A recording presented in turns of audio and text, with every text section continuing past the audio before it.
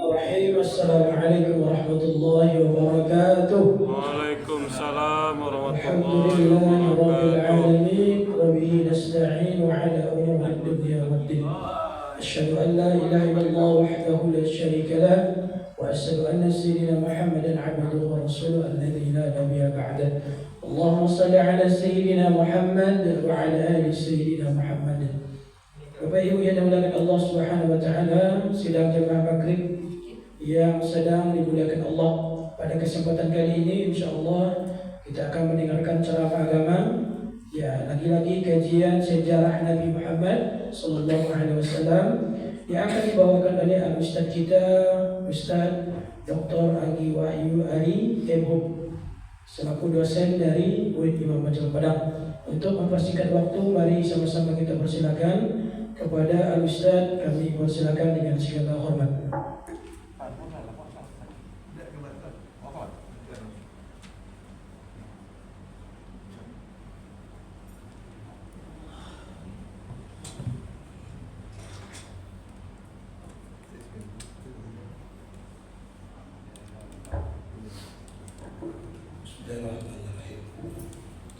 Assalamualaikum warahmatullahi wabarakatuh. Waalaikumsalam warahmatullahi wabarakatuh. Alhamdulillah, wassalatu wassalamu ala rasulillah wa ala alihi wa sahbihi wa mawalah. Amma ba'd. Bapak Ibu yang berbahagia, alhamdulillah kita setelah salat maghrib berjamaah, dan seperti biasa Sabtu minggu kedua kita isi dengan kajian sirah Nabi. Ya. Maaf suara saya agak serak. Ya. Kita sudah belajar ciri-ciri fisik Nabi. Ya. Dan malam ini kita masuk pada kelahiran Nabi. Ya. Bapak Ibu, sebelum kita masuk pada kelahiran Nabi, saya ingin mengajak Ibu Bapak untuk melihat Quran surat Al-Baqarah ayat 129. Dalam Quran surat Al-Baqarah ayat 129, ya, Al-Baqarah 129, di situ dinyatakan tentang doa Nabi Ibrahim dan Nabi Ismail setelah mereka berdua meninggikan Ka'bah. Jadi Ka'bah itu, Nabi Ibrahim dan Ismail itu tidak membangun Ka'bah karena ulama berpendapat Ka'bah itu sudah ada, dibangun oleh malaikat, pondasinya sudah ada. Ibrahim dan Ismail hanya meninggikannya. Setelah meninggikan Ka'bah, Ibrahim dan Ismail alaihissalam berdoa yang diabadikan oleh Quran surat Al-Baqarah ayat 129. Rabbana wab'ath fihim rasulan minhum yatlu alaihim ayatika wa yu'allimuhumul kitaba wal hikmata wa yuzakkihim innaka antal azizul hakim. Nabi Ibrahim dan Ismail berdoa, Rabbana, oh Tuhan kami, wa ba'ats fihim rasulan minhum, utuslah seorang rasul dari Mekah ini, dari tanah. Mereka berdua berdoa di Mekah, utuslah seorang rasul dari Mekah ini, minhum, dari orang Mekah ini, seorang rasul di Mekah dari orang Mekah, yatlu alaihim ayatika, yang akan membacakan kepada mereka Al-Quran dan mengajarkan kepada mereka Al-Quran, wal hikmata, dan sunnah, wa yuzakkihim, dan mensucikan mereka. innaka antal azizul hakim, sesungguhnya engkau ya Allah, anta hanya engkau ya Allah, al-aziz maha perkasa, al-hakim maha bijaksana. Kita tidak akan masuk tafsir ini panjang. Jadi Ibrahim dan Ismail itu setelah mendirikan Ka'bah, meninggikan Ka'bah, ada yang berkata dia tinggikan setinggi 7 meter Ka'bah itu. Lalu dia berdoa kepada Allah, minta agar di Ka'bah ini, di Mekah ini ada seorang Rasul. Maka ibu bapak, Allah kabulkan doa itu.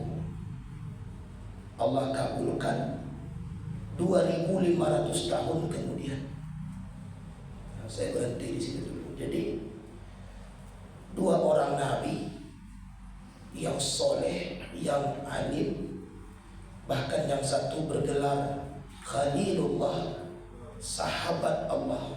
Khalil itu artinya sahabat, sahabat Allah, berdoa kepada Allah, terkabul 2500 tahun kemudian. Barulah lahir dari Mekah seorang nabi yang kita kenal dengan nama Nabi Muhammad.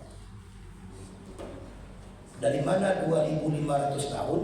Terka-terkanya karena Nabi Ibrahim itu lahir 1996 sebelum Masehi. Ya. Jadi Nabi Ibrahim itu berdoa 1996 sebelum Masehi. Kita ini sekarang tahun 2025 Masehi. Nabi Ibrahim itu lahir 1996 sebelum Masehi. Jadi 4000 tahun yang lalu itu Nabi Ibrahim lahir. Dia berdoa 2000 tahun sebelum Masehi, 1996, kita genapkan 2000 lah. Maka muncullah Nabi, dikabulkan oleh Allah. Maka lahirlah seorang Nabi berdasarkan doa Ibrahim dan Ismail tadi. Lahirlah Rasulullah, di mana di Mekah tidak ada Nabi sebelumnya. Itu Nabi perdana, lahir tahun berapa? 571 masih. Berarti 2500 tahun kemudian. Coba ya, doa Nabi saja ada yang dikabulkan oleh Allah 2500 tahun kemudian. Apalagi doa Bapak Ibu, doa kita, ya. Doa Nabi saja kadang sudah mati nabinya, baru doanya terkabul.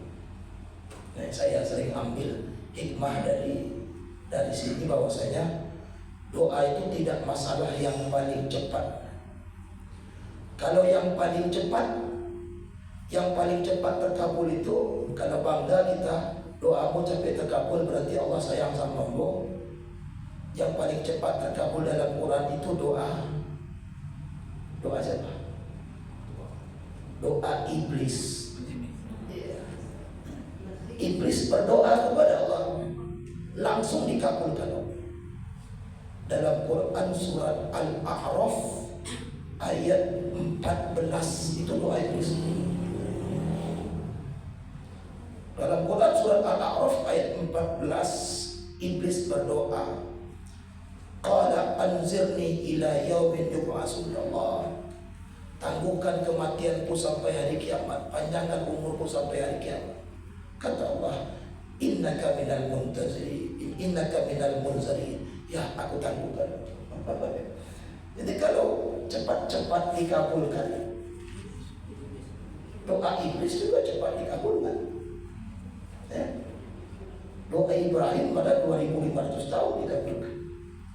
Jadi kata ulama, doa itu bukan yang paling cepat dikabulkan, tapi yang paling tepat, dikabulkan di waktu yang tepat, walaupun tidak cepat. Dan kadang-kadang doa kita sudah mati, doa kita itu baru terkabul. Ibrahim 2500 tahun. Maka dikabulkan oleh Allah doa Ibrahim dan Ismail ini. Lahirlah seorang nabi tahun 571 Masehi tanggal 12 Rabiul Awal 29 Agustus 571 Masehi. Jadi Nabi Rasulullah itu lahir 29 Agustus. Kita kenal 12 Rabiul Awal. Ya. Itulah bedanya kita dan umat Rasulullah dan umatnya itu beda. Rasulullah itu kelahiran hijriahnya orang tahu 12 Rabiul Awal, tapi kalau tanya Masehinya tanggal berapa, orang tidak tahu. Kalau kita umatnya Masehi kita tahu. Bapak tahu lahir tahun berapa Hijriah? Tanggal berapa? Ada yang ibu yang tahu tak lahir tanggal berapa Hijriah? Kita umatnya Hijriahnya tidak tahu, Masehinya tahu. Kalau Nabi Hijriahnya tahu, Masehinya banyak orang tidak tahu. Tapi dalam kitab sirah sudah dihitung 29 Agustus hari Senin 571 Masehi. Wafatnya 8 Juni 632 Masehi. Jadi lahir 29 Agustus 571, wafat 8 Juni 632. Di umur 63. 63. Coba dicek lagi. Lahirnya 571, wafatnya 632. Berapa? Coba dicek. Ibu bapak yang bawa kalkulator coba hitung dulu. 61 tahun, wafat di usia 61 tahun Rasulullah. 63 tahun yang kita kenal itu umur hijriyahnya. Jadi umur hijriyah Nabi itu 63. Umur Masehinya 61 tahun lebih dikit. Bapak Ibu hitung umur pakai hijriyah atau pakai Masehi? Coba kalau Bapak Ibu hitung umur Ibu pakai hijriyah pasti lebih.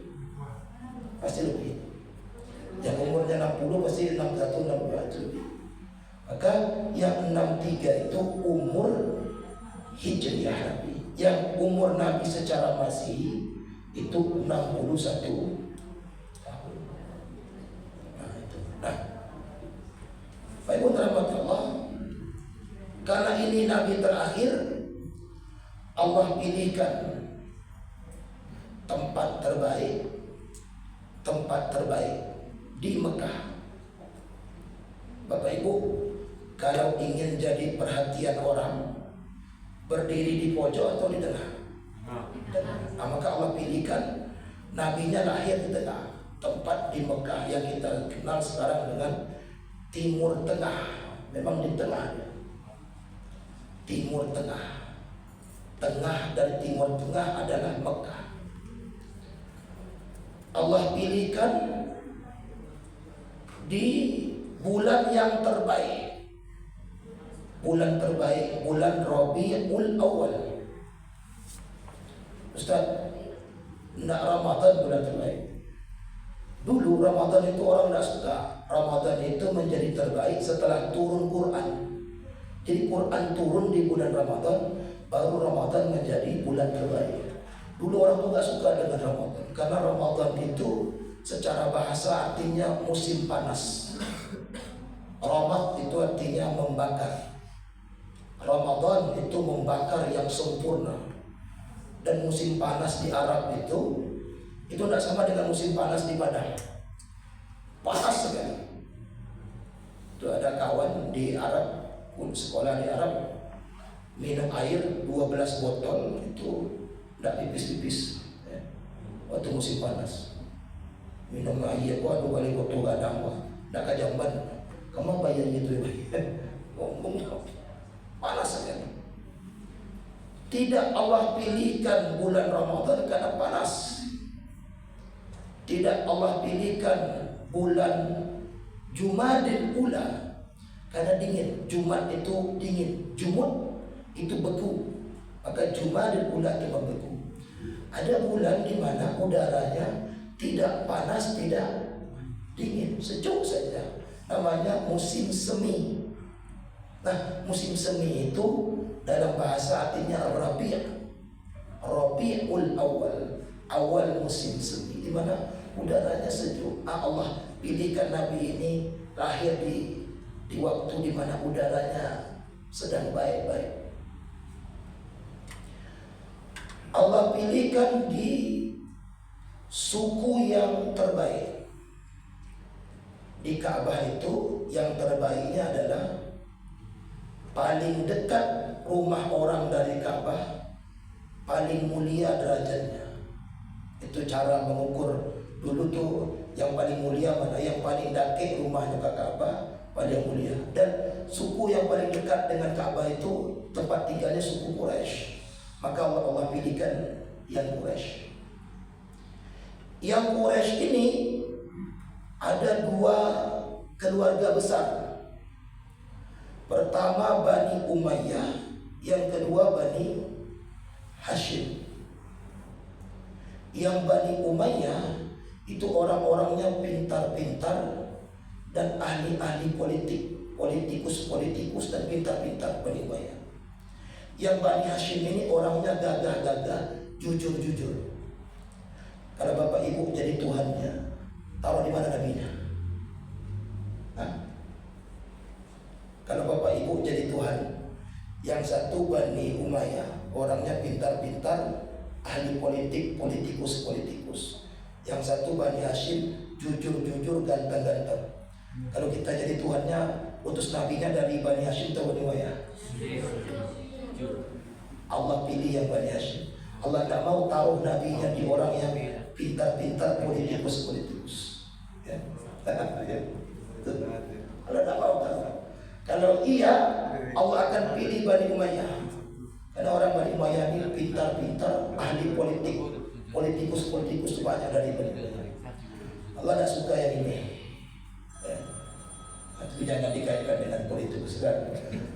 Allah suka taruh nabinya di Bani Hashim. Orang yang gagah-gagah, jujur dalam bermuamalah, jujur dalam berdagang. Ini Bani Hashim. Allah pilihkan Bani Hashim. Hashim itu bapak ibu, ini kakek Nabi ini. Muhammad bin Abdullah bin Abdul Muttalib bin Hashim bin Abdul Manaf bin Qusay bin Kilab bin Murrah bin Ghalib bin Fir bin Khuzaimah bin Kinanah.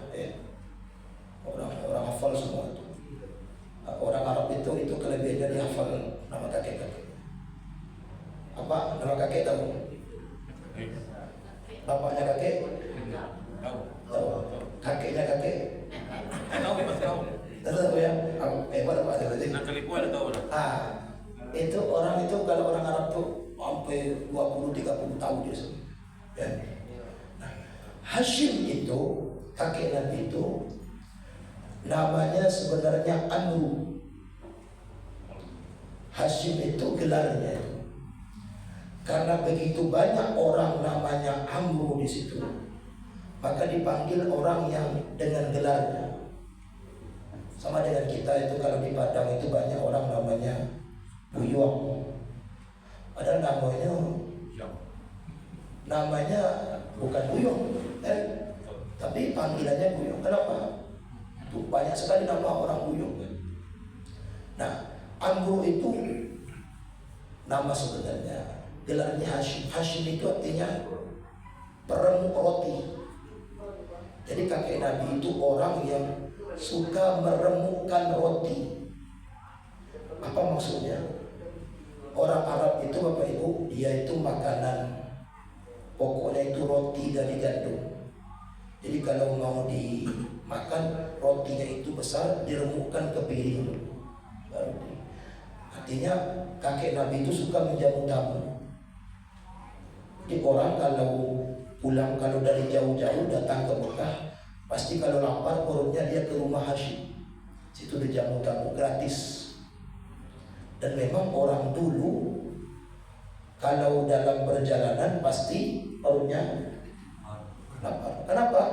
Karena di jalan tidak ada rumah makan. Kalau sekarang di jalan itu banyak rumah makan.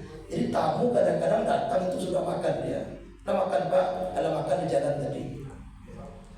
Kalau kita banyak rumah makan di jalan, tapi kalau 1400 tahun yang lalu, 1500 tahun yang lalu, orang jalan dari Syam ke Mekah, tengah jalan tidak ada rumah makan. Maka memang sampai di Mekah itu memang cari makan lapar. Nah, mereka pergi ke rumah Hashim, kakek Nabi itu. Suka menjamu tamu dia. Nah, tamu itu diberi makan roti, roti itu ditaruh di piring lalu diremukkan. Nah, baru makan. Maka namanya Hashim. Nah, Bapak Ibu rahmati Allah, dipilihkan dari keluarga yang baik, di waktu yang baik, dari bapak yang baik. Bapaknya Abdullah. Dalam sirah Nabi itu orang gagah. Dia menjadi menantu idaman ibu-ibu, emak-emak di Mekah saat itu. Karena menantunya orangnya gagah. Jadi menantu idaman emak-emak waktu itu Abdullah. Padahal ada kakaknya. Kakaknya namanya Abu Lahab. Tidak jadi dicarikan dari benih yang baik, dari ibu yang baik, namanya Aminah. Aminah dan Abdullah ini menikah di umur 18 tahun. 18 tahun dalam hitungan sirah, ya. 18 tahun orang udah menikah, ya wajar kan? Lo nenek kita aja umur 15 tahun sudah punya anak, ya. 18 tahun. Ada satu kitab namanya Ummun Nabi, kitab sejarah yang begitu bagus, argumen yang begitu kuat. Nama kitabnya namanya Ummun Nabi, Ibu Nabi. Itu dibuat oleh seorang ulama perempuan namanya Binti Syatiq.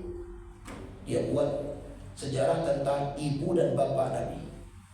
Jadi kata Binti Syatiq itu dengan riwayat yang begitu kuat, katanya bapak ibu Nabi itu dia tidak pacaran, dijodohkan, ketemunya pas nikah saja.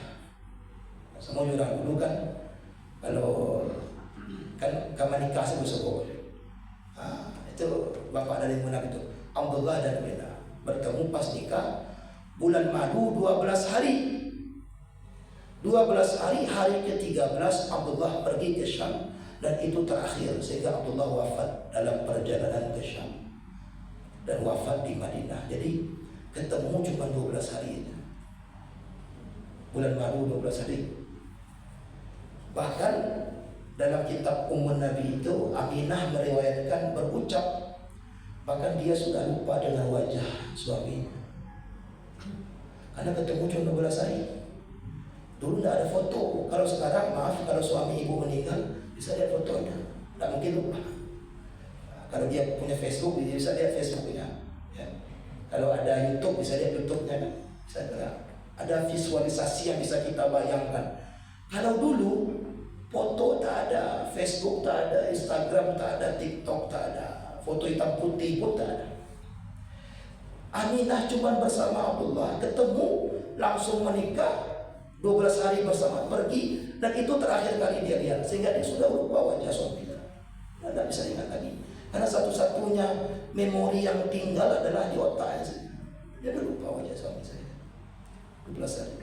Bayangkan, meninggal Abdullah di umur 18 tahun, meninggalkan harta 1 petak rumah, 4 ekor onta, beberapa ekor kambing, dan 1 pembantu perempuan namanya Ummul Aiman. Itu harta peninggalan Abdullah untuk Aminah. Cuma 12 hari tapi langsung tokcer, langsung hamil. Aminah hamil dalam keadaan janda. Maka dalam kitab Ummun Nabi itu ada satu riwayat yang menarik. Aminah berucap bahwasanya aku hamil anak ini tidak memberatkanku. Jadi Nabi itu Bapak Ibu dalam kitab sejarah Islam tentang ibu Nabi, Aminah itu mengaku dia hamil Nabi itu tidak seperti orang hamil. Jadi anak dalam kandunganku ini tidak memberatkanku. Aku bisa beraktivitas seperti wanita yang lain. Cuman haidnya tidak datang lagi. Itu aja. Cuman tidak ada perasaan apa-apa. Orang kan hamil itu kan ada buntiang kucing, ya. Ada buntiang kabau, ada buntiang rimau, ya. Kalau buntiang kucing manjo saudara, itu kan bawa anak. Kalau buntiang kabau lalu saudara, tidur dia terus. Kalau buntiang rimau ngamuk saudara. Aminah enggak, kata Aminah anak ini tidak berat. Aminah mengaku ibu-ibu boleh, dia tidak mengidam sesama ketika hamil Rasulullah, dia tidak mengidam. Coba ya, orang hamil kan yang paling susahnya mengidamnya. Namanya juga idam, idaman. Itu apa idaman? Idam itu dari kata idaman, idola. Mengidam itu hal-hal yang sempurna, yang perfect, yang susah untuk didapatkan. Itu idam orang. Orang idam tak idam yang biasa, dia idam mangga. Dah awal ingin mangga, tapi mangga yang tumbuh di muka rumah Pak Fadli Amran. Harus mangga Pak Wali Kota, kalau tidak mangga Pak Wali Kota tak muat. Idam ingin makan ikan bakar, tapi mau makan air badarun di, kalau dikicuah di badan ini kan pasti bawa dikicuah air badarun. Tahunya, tidak tahunya, kan bu? Ngidam, ada ngidam yang berbahaya. Ngidam minta minum susu harimau, langsung diperas dari harimau. Iya, satu hari ada itu teman datang ke saya. Ini kalau di tempat lain saya sudah ceritain. Seorang istri berkelahi yang sedang hamil datang. Berkelahi karena suaminya tidak mengabulkan ngidamnya. Udah berapa bulan ngidam tidak dikabulkan.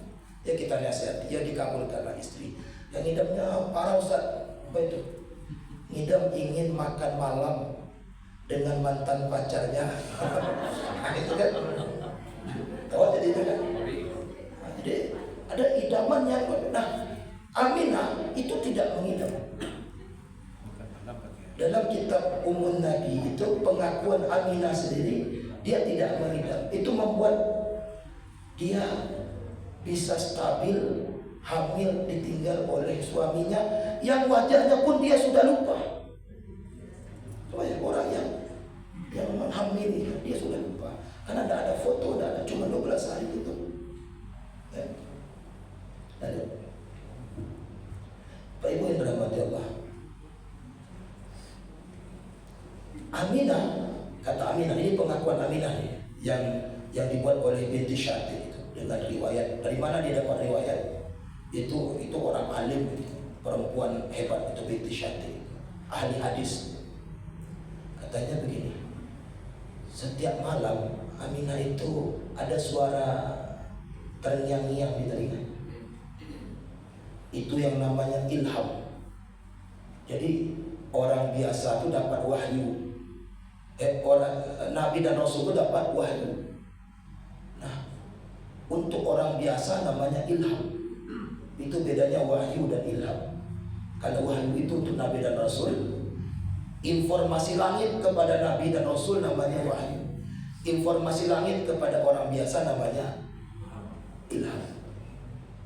Ada ilham, mau ternyangnya. Ustaz, kamu coba ternyangnya diterima. Lain ilham, ini bedanya begitu. Bedanya itu ilham itu mubasyirat.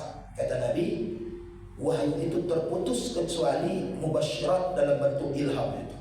Apa itu Nabi mubasyirat itu?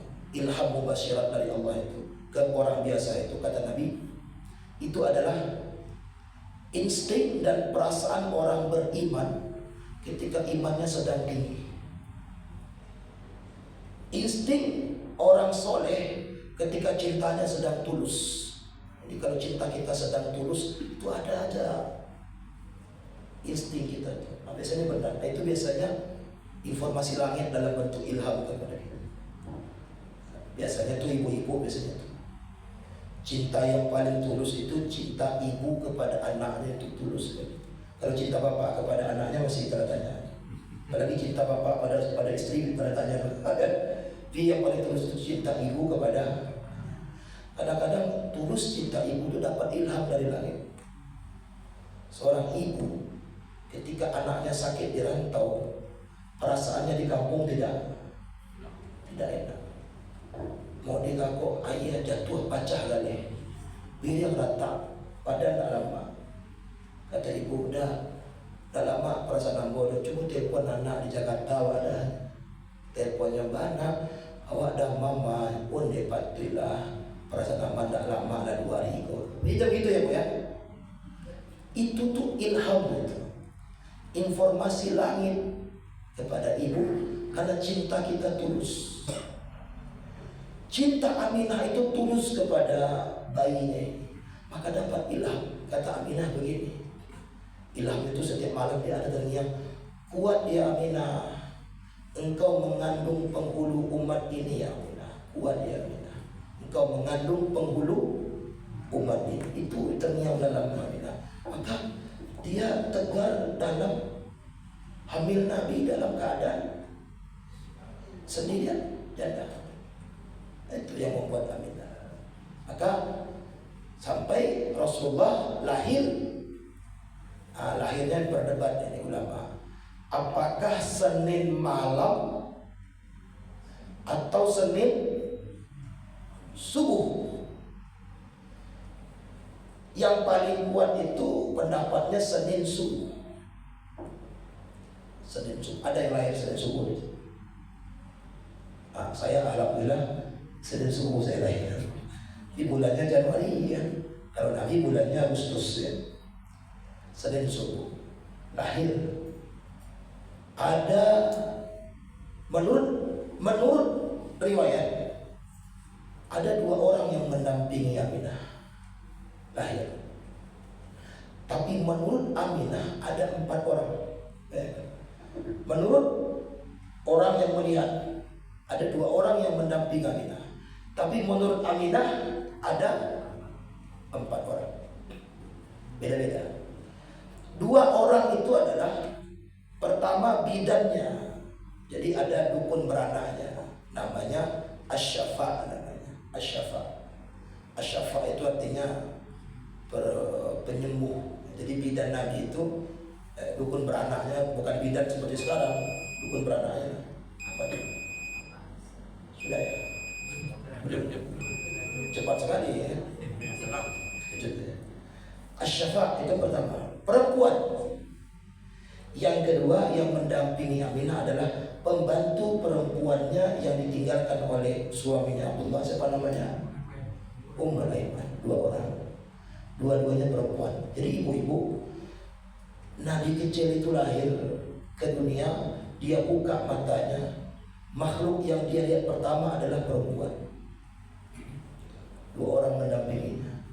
Bidannya Asy-Syafa, Ummul Aiman. Menurut Asy-Syafa, kami cuma berdua, saya dan Ummul Aiman. Kata Ummul Aiman, saya juga cuma berdua. Kata Aminah, ada berempat. Kata itu dia. Yang berempat ini yang tidak nyata, ada sugesti. Yang kemudian ulama menyimpulkan dari buku yang sama tadi, Ummul Nabi tadi, Satu orang Maryam, ibunya Nabi Isa, dan satu orang lagi Asia, istri Firaun. Nah, 4 orang inilah yang mendampingi kata Aminah, menurut Aminah. Tapi yang 2 lagi tidak kasat mata, dari itu yang kita sebut secara ilmu ini sugesti Aminah. Tapi yang realnya 2 ini. Nah, yang 2 ini kalau Asy-Syafa saya tidak tahu. Saya sudah punya di rumah itu ada 4 kitab sirah Nabi, itu tidak ada bicara tentang bidannya. Tidak ada. Saya juga sudah tanya kepada teman-teman yang spesialis hadis, tidak ketemu bagaimana nasib Asy-Syafa ini. Tapi kalau Ummul Aiman ini ada riwayatnya. Ummul Aiman ini adalah seorang perempuan budak dari Afrika, Ethiopia. Budak perempuan Afrika, kulitnya, tapi di Afrika itu cuma ada 2 warna kulit, hitam dan hitam sekali.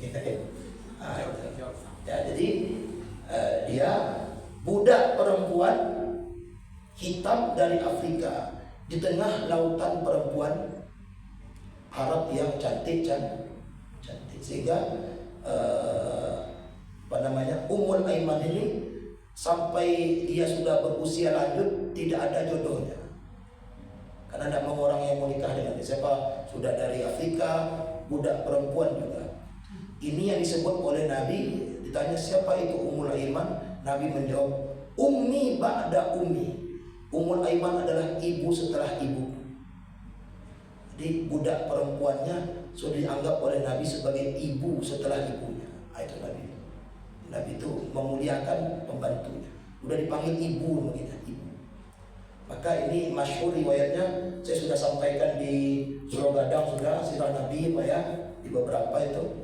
Ummul Aiman nanti ketika Nabi di Madinah dia belum dapat jodoh, maka Nabi memanggil sahabatnya dan bertanya pada sahabatnya, siapa yang ingin masuk surga? Tidak dihitung, langsung masuk.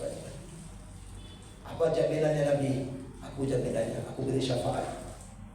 Maka orang banyak kata Nabi, tapi ada syaratnya. Apa syaratnya Nabi? Dipanggil Ummul Aiman, ibu sini, nikahi perempuan ini. Kata Nabi, yang ingin masuk surga tanpa dihitung, langsung masuk, nikahi perempuan ini. Maka banyak orang melamar Ummul Aiman saudara itu. Ummul Aiman, saya pusing ini banyak sekali yang melamar ini ya. Dulu jualan duku, sekarang jualan rambutan. Dulu tidak laku, sekarang jadi. Itu nasib Ummul Aiman ya.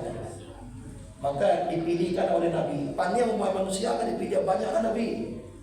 Karena masuk surga tanpa hitung syafaat Nabi, nikahi perempuan ini kata Nabi. Pusing, maka Nabi pilihkan. Kalau begitu ibu aku pilihkan satu orang. Maka Rasulullah pilihkan Zaid bin Haris.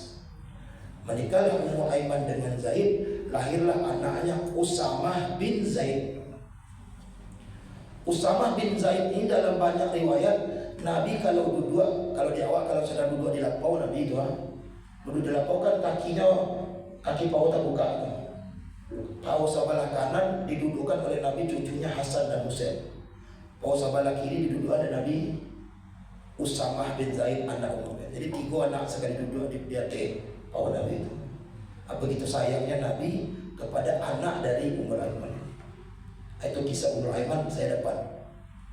Tapi kisah Asy-Syafa ini kita tidak dapat. Tidak tahu, mungkin ilmu saya terbatas mungkin. Nah, Bapak Ibu yang dirahmati Allah, lahir Nabi. Kita balik pada kisah tadi. Aminah ketika lahir Nabi, dia berpesan kepada Ummul Aiman. Kan yang mendampinginya kan 2 tadi. Bidannya Asy-Syafa. Pembantu perempuannya Ummul Aiman. Kata Aminah kepada Ummul Aiman, lahir anaknya Ummul Aiman, kepada 2 orang, cukup 2 orang saja. Jadi dipilih oleh Aminah, lahirnya anak ini sampaikan kepada 2 orang. Kalau ibu lahiran, pasti orang yang paling penting yang dikabarkan dulu kan, ya kan? Kalau lahir awak tuh orang yang paling penting yang kita kabarkan dulu. Nah Aminah katakan sampaikan kepada 2 orang. Siapa itu Aminah? Kata Ummul Aiman, tolong kamu pergi ke kakeknya Abdul Muttalib, katakan cucunya sudah lahir. Yang kedua, kamu pergi ke pamannya Abu Lahab, sampaikan keponakannya sudah lahir 2 orang, Abdul Muttalib dan Abu. Sampai ketika kabar itu ada di Abu Lahab, saking gembiranya Abu Lahab itu membebaskan budak, membuat pesta kelahiran keponakannya. Jadi kalau kita katakan, ya kalau kita makan pada Maulid Nabi boleh tak Ustaz? Ya Abu Lahab saja pesta dia kelahiran Nabi itu ya, senang dia. Masa kita tidak senang daripada Abu Lahab? Abu Lahab saya senang, bangga dia. Abu Lahab ini kan marah kepada Nabi nanti ketika dia sudah jadi Nabi. Bagi Abu Lahab, Nabi Muhammad itu adalah keponakan kebanggaannya Abu Lahab itu.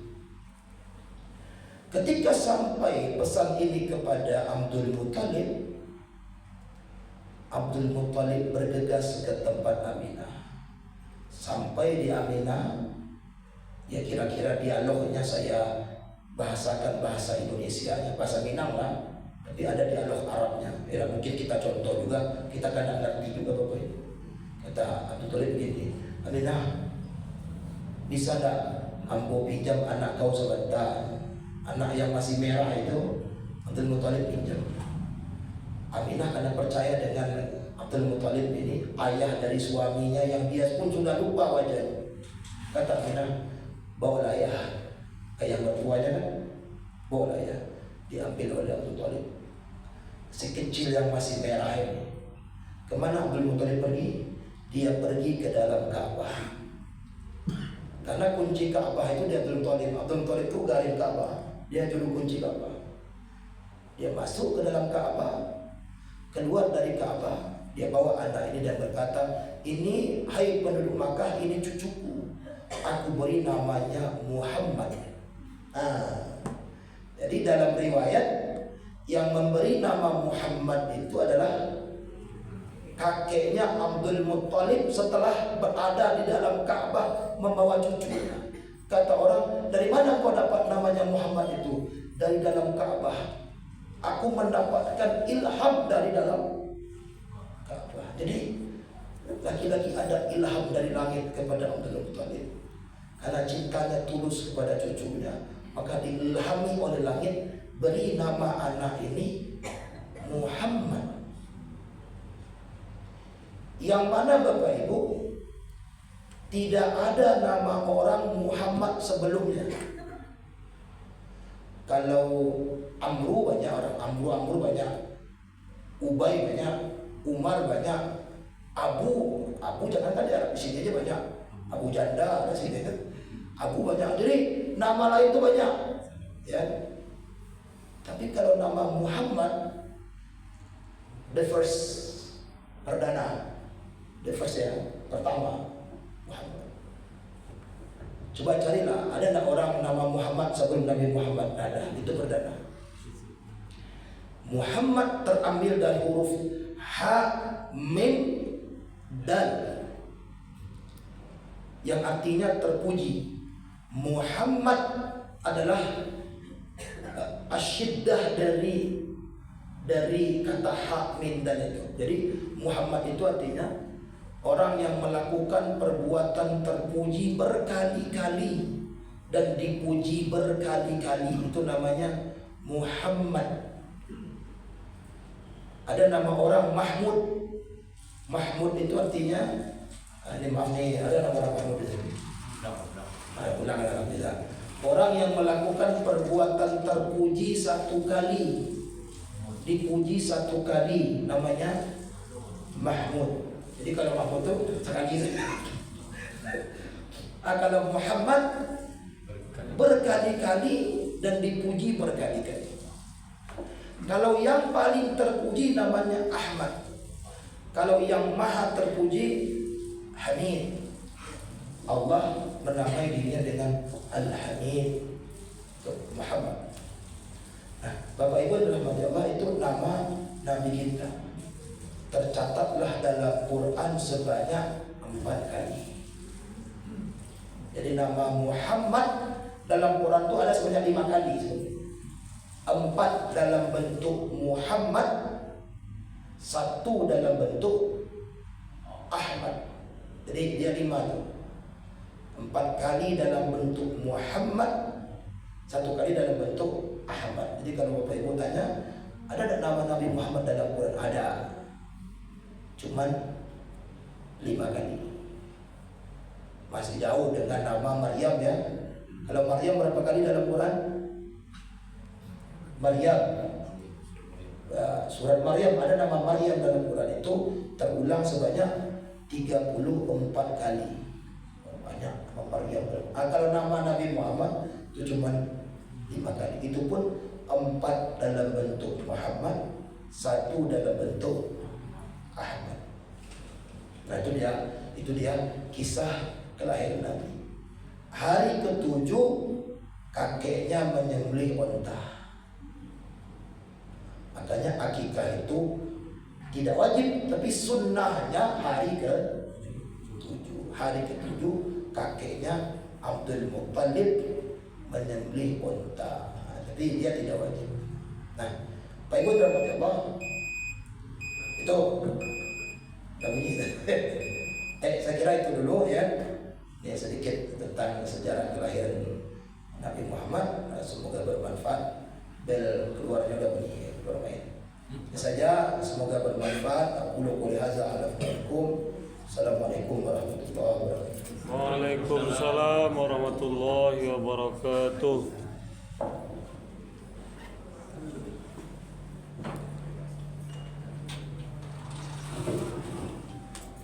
Alhamdulillahirrahmanirrahim. Terima kasih banyak kita ucapkan kepada Ustaz yang telah memberikan wawasan kepada kita bersama. Semoga dengan wawasan tersebut dapat menemukan mahabbah, kecintaan kita kepada Nabi Muhammad sallallahu alaihi wasallam. Akhirul kalam, wassalamualaikum warahmatullahi wabarakatuh. Waalaikumsalam warahmatullahi wabarakatuh.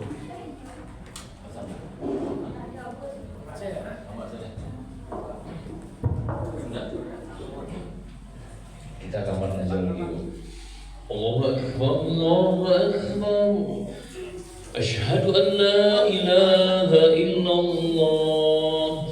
Asyhadu anna Muhammadar Rasulullah. Hayya 'alas shalah, hayya 'alal falah. Qad qamatis shalah.